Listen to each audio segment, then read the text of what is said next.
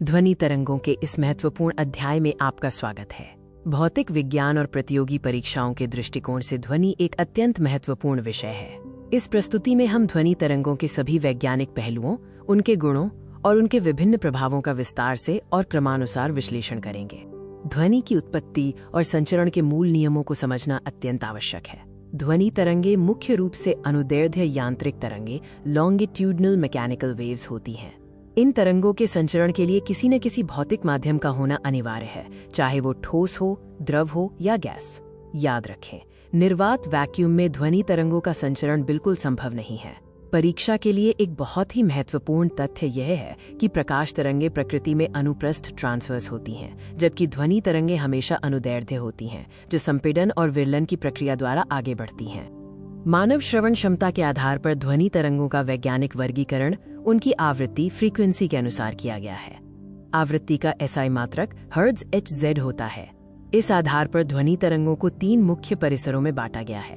पहला, अवश्रव्य तरंगे जो 20 हर्ट्ज से कम होती हैं। दूसरा, श्रव्य तरंगे जो 20 हर्ट्ज से 20,000 हर्ट्ज के बीच होती हैं। और तीसरा, पराश्रव्य तरंगे जो 20,000 हर्ट्ज से अधिक होती हैं। आइए अवश्रव्य और श्रव्य तरंगों को विस्तार से समझें। अवश्रव्य तरंगों इंफ्रासोनिक की आवृत्ति 20 हर्ट्ज से नीचे होती है। मनुष्य का कान इतनी कम आवृत्ति वाली ध्वनि को नहीं सुन सकता है। इनकी उत्पत्ति सामान्यतः बहुत बड़े आकार के स्रोतों से होती है, जैसे कि भूकंप के समय पृथ्वी के भीतर से उत्पन्न होने वाली विशाल तरंगे। वहीं दूसरी ओर श्रव्य तरंगे ऑडिबल वे हैं, जिनकी आवृत्ति 20 हर्ट्ज से 20,000 हर्ट्ज के बीच होती है। मनुष्य का कान केवल इसी निश्चित आवृत्ति परिसर की ध्वनि तरंगों को ही सुन पाने में सक्षम होता है। पराश्रव्य तरंगे अल्ट्रासोनिक वेव्स वे अति उच्च आवृत्ति वाली तरंगे हैं, जिनकी आवृत्ति 20,000 हर्ट्ज 20 किलोहर्ट्ज से ऊपर होती है। मनुष्य का कान इन उच्च आवृत्तियों को सुनने में अक्षम है, परंतु कुत्ता, बिल्ली और चमगादड़ जैसे जीव इन्हें आसानी से सुन सकते हैं। इन तरंगों की उत्पत्ति के मुख्य स्रोत गॉल्टन की सीटी और दाब वैद्युत प्रभाव पीजो इलेक्ट्रिक इफेक्ट द्वारा क्वार्ट्ज के क्रिस्टल हैं। इन तरंगों का विशिष्ट गुण ये है कि उच्च आवृत्ति के कारण इनमें अत्यधिक ऊर्जा होती है और इनकी तरंगदैर्ध्य बहुत छोटी होती है। इस कारण इन्हें एक पतले किरणपुंज के रूप में बिना फैले बहुत दूर तक भेजा जा सकता है। पराश्रव्य तरंगों के औद्योगिक और व्यावहारिक उपयोग बहुत व्यापक हैं। समुद्र में गहराई का पता लगाने या पनडुब्बियों को खोजने के लिए सोनार तकनीक में इन्हीं अल्ट्रासोनिक तरंगों का प्रयोग होता है। कीमती कपड़ों, वायुयान और घड़ियों के सूक्ष्म पुर्जों की सफाई करने के लिए इनका उपयोग किया जाता है।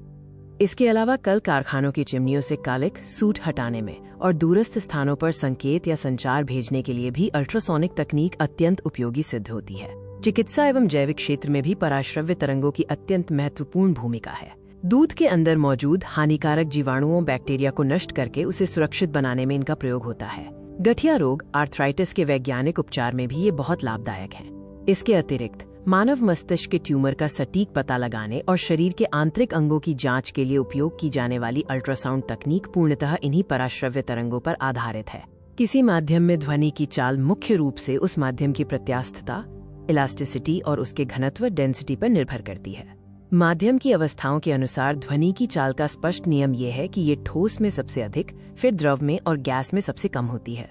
हमेशा एक स्वर्णिम नियम याद रखें, जब ध्वनि तरंग एक माध्यम से दूसरे माध्यम में प्रवेश करती है तो उसकी चाल और उसकी तरंगदैर्ध्य वेवलेंथ पूरी तरह बदल जाती है, किंतु ध्वनि की आवृत्ति फ्रीक्वेंसी में कभी कोई परिवर्तन नहीं होता। 0 डिग्री सेल्सियस तापमान पर विभिन्न माध्यमों में ध्वनि की चाल के सटीक मान प्रतियोगी परीक्षाओं के लिए बहुत महत्वपूर्ण है। वायु में ध्वनि की चाल 332 मीटर सेकेंड होती है, जल में ये 1483 मीटर सेकेंड और समुद्री जल में 1533 मीटर सेकेंड होती है। धातुओं में ये गति बहुत अधिक होती है, जैसे लोहे में 5130 मीटर सेकेंड और एल्यूमिनियम में 6420 मीटर सेकेंड। कांच में ध्वनि की चाल 5640 मीटर सेकेंड है। अन्य गैसों की बात करें तो हाइड्रोजन में ये 1269 मीटर सेकेंड, कार्बन डाइऑक्साइड में 260 मीटर सेकेंड और 100 डिग्री सेल्सियस पर भाप में 405 मीटर सेकेंड होती है। भौतिक विज्ञान में ध्वनि की चाल पर दाब और आवृत्ति का कोई प्रभाव नहीं पड़ता है।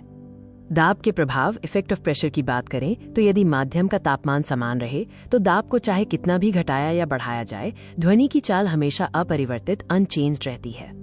इसी प्रकार किसी भी दिए गए माध्यम में ध्वनि की चाल उसकी आवृत्ति फ्रीक्वेंसी पर बिल्कुल निर्भर नहीं करती है, यानी आवृत्ति बदलने से चाल पर कोई शून्य प्रभाव होता है। मौसम, तापमान और नमी ध्वनि की गति को सीधे तौर पर प्रभावित करते हैं। ताप का प्रभाव। टेम्परेचर। किसी भी माध्यम का ताप बढ़ने पर उसमें ध्वनि की चाल हमेशा बढ़ जाती है। वायु के संदर्भ में प्रति 1 डिग्री सेल्सियस ताप बढ़ाने पर ध्वनि की चाल 0.61 मीटर सेकंड की दर से बढ़ जाती है। आर्द्रता का प्रभाव। ह्यूमिडिटी। विज्ञान का यह तथ्य है कि नमी युक्त वायु का घनत्व शुष्क वायु के घनत्व से कम होता है। कम घनत्व होने के कारण ही शुष्क वायु की अपेक्षा आर्द्र या नमी युक्त वायु में ध्वनि अधिक तेजी से गमन करती है। ध्वनियों को पहचानने और उन्हें अलग अलग आकार देने के लिए ध्वनि के 3 प्रमुख लक्षण होते हैं। पहला है प्रबलता, लाउडनेस, जो ये निर्धारित करता है कि ध्वनि हमें कितनी तेज या मंद धीमी सुनाई देगी। दूसरा लक्षण है तारत्व, पिच, जो ये तय करता है कि ध्वनि मोटी ग्रेव होगी या पतली श्रिल।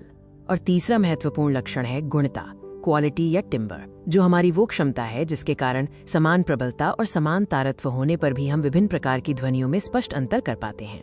प्रबलता, लाउडनेस और तीव्रता, इंटेंसिटी को अक्सर एक ही समझ लिया जाता है, परंतु भौतिकी में इनमें बड़ा अंतर है। प्रबलता पूरी तरह से एक चेतना संबंधी सब्जेक्टिव एहसास है, जो मुख्य रूप से हमारे कान की सुग्राह्यता सेंसिटिविटी पर निर्भर करता है। इसके विपरीत तीव्रता इंटेंसिटी एक वस्तुनिष्ठ ऑब्जेक्टिव भौतिक ऊर्जा है। यह किसी एकांक क्षेत्रफल से प्रति सेकंड लंबवत गुजरने वाली ध्वनि ऊर्जा की सटीक मात्रा होती है।